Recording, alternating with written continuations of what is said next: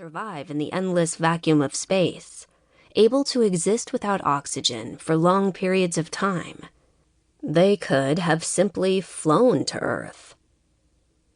You must realize by now that we mean your people no harm.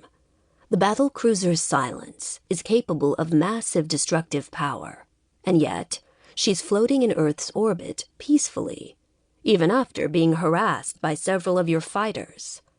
If we really wanted to take Earth, we would have just threatened you. It was Xal's polite way of saying, let us in or else. He was threatening the humans. He was just doing it in a civilized manner. Diplomacy was all about implied threats and hidden meanings. The ambassador's lips came together in a stern frown, his mouth a brown slash against his white beard. Of all the planets in the universe, why did you have to choose Earth? We're about as far from Kythia as one can get, and our planet is small by comparison. On the surface, Rahman appeared calm, but Xal noticed a minute tremor in his right hand. Those things aren't necessarily disadvantages. Xal took a deep breath as the throbbing pain in his skull moved to the back of his eyes.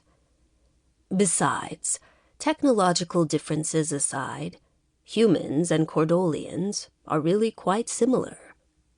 Rahman's frown deepened, his eyes narrowing in disbelief. General Acadian has even taken a human woman as his mate. Xal took another sip of his coffee, savoring its unique flavor. They seem to be quite compatible. A pained expression crossed the ambassador's face. Yes, the woman in question has invoked her rights as citizen and requested entry for him on the basis of their relationship. I'll admit, we're still figuring out how to process this one.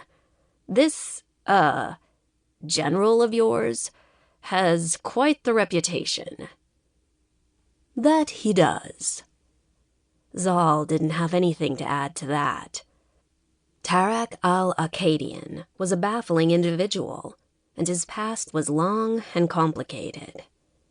In darker times, he'd played an instrumental role in the Kordolian expansion efforts.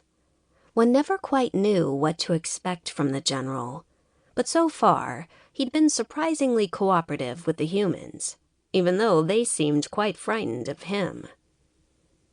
The coffee seemed to be helping his headache a little, but Xal was growing impatient. They'd spent too long with this diplomatic shit, and he longed for fresh air and solid ground beneath his feet. I'll make things simple for you, Ambassador. There are Zargek on Earth. If your intelligence people have been doing their job, then you know what these monsters are capable of. You need our soldiers to defeat them. I am offering you the option of allowing us to enter your planet peacefully. Will you grant us asylum? A wry expression crossed Rahman's features. You're not really offering us any choice, are you, Prince Kazharan? No, but I am offering you the chance to at least look like you're making a decision. Your people might find the alternative too terrifying. I'd rather we kept relations between our species amicable. You might even discover, in the end, that we're not so bad after all. Rahman stared at Xal for a while, indecision swirling in his dark eyes. Finally, he sighed. Very well. I will grant you and your subjects entry under, let's just say, special diplomatic provisions, until a more permanent agreement can be reached. We will provide you with residential facilities in the free state of Nova Terra, and all I request in return is that you abide by our laws and continue to assist us with the extermination of the Zargek. The ambassador paused, considering something. And, of course, you will help us to defend against any other species that might threaten Earth, Kordolian or otherwise. A trace of irony had crept into